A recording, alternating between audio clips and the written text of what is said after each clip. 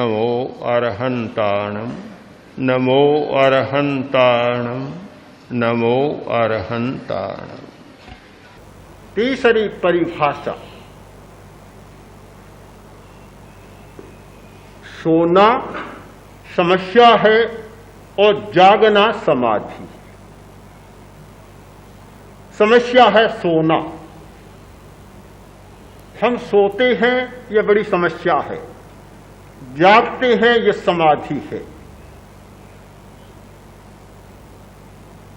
समाधि चैतन्य का अनुभव, समाधि जागरण और समाधि है संवर।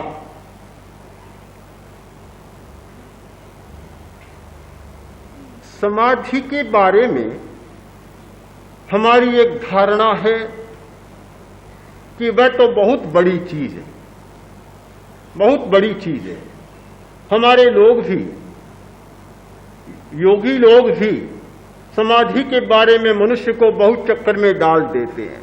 अरे तुम समाधि की बात करते हो, समाधि को हिमालय में जाने पर साधी जा सकती है, समाधि एकांत जंगल में जाने पर साधी जा सकती है। मुझे लगता है कि वे लोग बड़ी बीमारी की चिकित्सा करने की बात जानते हैं, किंतु छोटी बीमारी की चिकित्सा करने की बात नहीं जानते। पुराने जमाने की बात है, एक वैद्य था, रोगी गया, बोला वैद्य जी महाराज सर्दी लग गई, बहुत गहरी कड़कड़ाती सर्दी पड़ रही है, सर्दी लग गई, मुझे दवा दे। वैद्य बोला भी सर्दी की मेरे पास कोई दवा नहीं है, नमोनिया की मेरे पास रामबाण दवा है, पर सर्दी की मेरे पास कोई दवा नहीं है। तुम ऐसा करो कि तालाब में जाकर स्नान करो, गहरी ठंडी तूफानी हवा, ठंडा पानी, सर्दी लगी हुई है, और तालाब में स्नान करो, नमोनिया हो जाएगा, फिर मेरे पास आना, मैं तुम्हारी बीमारी ठीक कर दूंगा।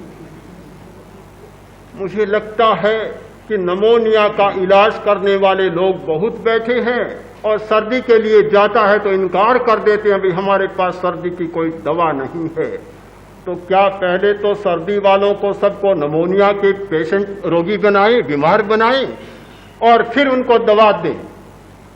यानी पहले तो इतनी बड़ी बीमारी पैदा करें और फिर समाधि की जरूरत पैदा करें। मैं सोचता कि समाधि ऐसी नहीं है, कोई समाधि नमोनिया की रामबाण दवा नहीं है।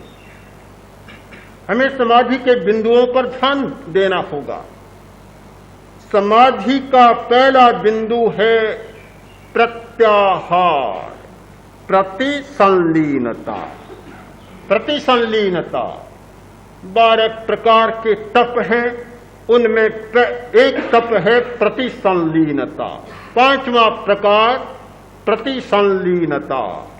भगवान महावीर की भाषा में प्रतिसंलीनता और महर्षि पतंजलि की भाषा में प्रत्याहार।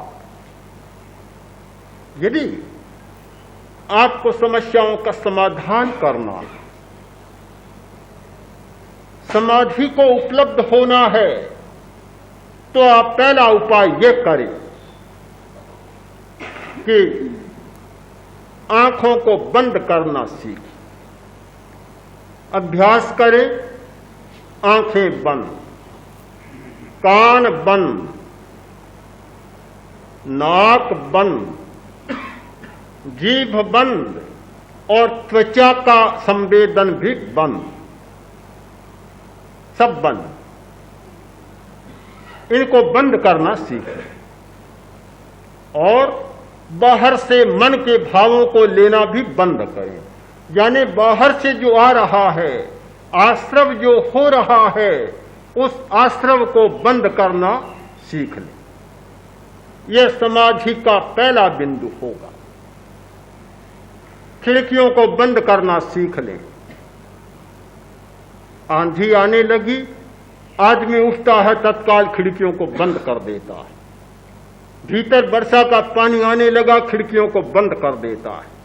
धूप आने लगती है तो खिड़कियों को बंद कर देता है। बंद करना भी एक समाधि का उपक्रम है।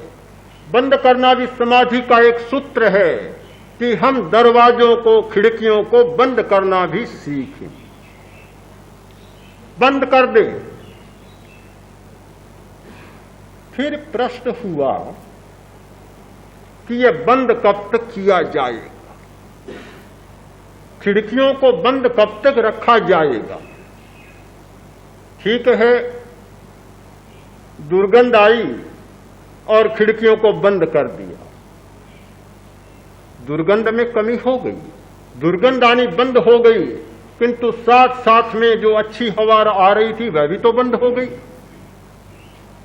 खिड़कियों को बंद कब तक रखा जाएगा? क्या आदमी सदा आंख मूंद कर जिए? क्या आदमी सदा कान में कपड़े के या रुई के जो बनाए हुए सिक्के हैं वे डालकर जिए? क्या जीव को सदा के लिए श्रेष्ठ भोजन खाना छोड़ दे?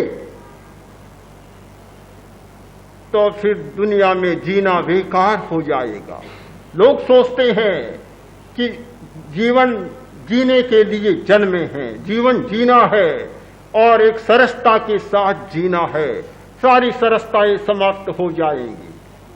स्वाद बंद, रूप बंद, शब्द बंद, बुरों के साथ साथ अच्छे भी बंद हो जाएंगे।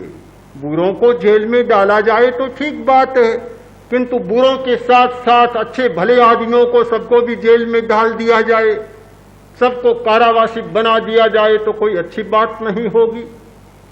यह बात पूरी बैठती नहीं है, इसे स्थायी नहीं बनाया जा सकता। तो फिर समाधि का दूसरा बिंदु खोजा गया। ठीक बात है, खिड़कियों को सदा के लिए बंद नहीं रखा जा सकता, आंखों और कानों को सदा के लिए बंद नहीं रखा जा सकता। तो फिर क्या करें? विकास हुआ, अगला चरण विकसित हुआ, आने दो, जो आता है उसको आने दो। स्वाद आए, रूप आए, शब्द आए,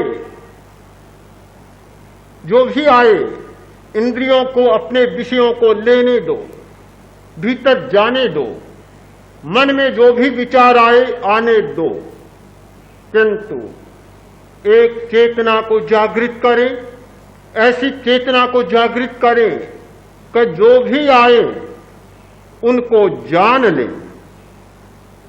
जान ले, किंतु उनके साथ यह प्रियता और अप्रियता को न जोड़े। चेतना को इतना सामायिक में ले जाएं, चेतना को इतना समता में ले जाएं, इतनी सामायिक का अभ्यास कर ले कि आने वाले आए, अच्छा आए तो भी स्वागत और बुरा आए तो भी स्वागत, जो भी आए उसका स्वागत, किंतु हमें कोई लेना देना नहीं, आने वाला आए और फिर चला जाए। समाधि का दूसरा बिंदु है समता। समता, जहां प्रियता और अप्रियता दोनों के साथ में चेतना का संबंध टूट जाता है, मनोज्ञ और अमनोज्ञ कुछ भी नहीं रहता, वस्तु वस्तु रह जाती है और चेतना चेतना रह जाती है, संवेदन संवेदन रह जाता है और ज्ञान ज्ञान रह जाता है। जहां ज्ञान संवेदन से प्रभावित नहीं होता और संवेदन की छाया में ज्ञान की ज्योति नीचे दबती नहीं, किंतु ज्ञान ऊपर रहता है और संवेदना नीचे रह जाती। समाधि का दूसरा बिंदु है समता। समता, जहां प्रियता और अप्रियता दोनों समाप्त हो जाती।